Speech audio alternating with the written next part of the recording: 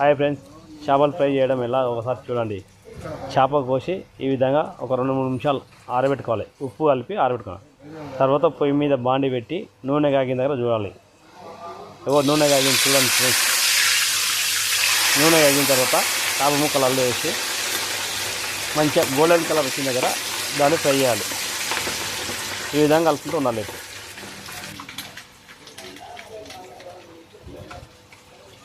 Hi friends, చూడండి ఒకసారి ఏ విధంగా చేస్తున్నాను. ఇక్కడగో ఉప్పు, పసుపు, మసాలాలు, కారం పౌడర్ అన్నీ మిక్స్ చేసి ఈ విధంగా కొద్దిగా వాటర్ వేసుకొని ఈ విధంగా కలపాలి.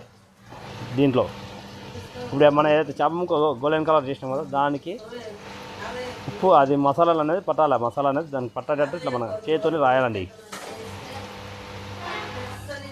ప్రతి ఒక్క ముక్కకు ఇట్లా ఈ విధంగా పట్టేటట్టు రాయాలి. రాసి ఒక 15 నిమిషాల తర్వాత అంటే కొద్దిగా అది పచ్చి ఉంటుంది కదా ఆరాలి. అంటే ఇట్లా పక్కకెట్టుకుంటే ఇట్లా ఈ విధంగా ఆరాలి. ఈ విధంగా ఈ నూనెలో వేయాలండి. నూనెలో వేసి ఈ విధంగా కాల్చాలి ఈ ముక్కలని.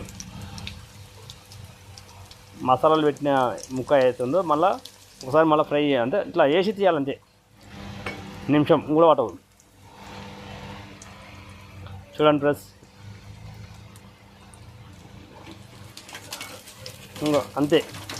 ఒక 30 సెకండ్స్ 2 సైడ్ తిప్పాలి దాన్ని. అంటే మసాలా అనేది కొద్దిగా కారం పచ్చి ఉంటుంది కాబట్టి నూనె వేస్తే కొద్దిగా ఏగుతుంది అన్నమాట అది. చూడండి ప్లస్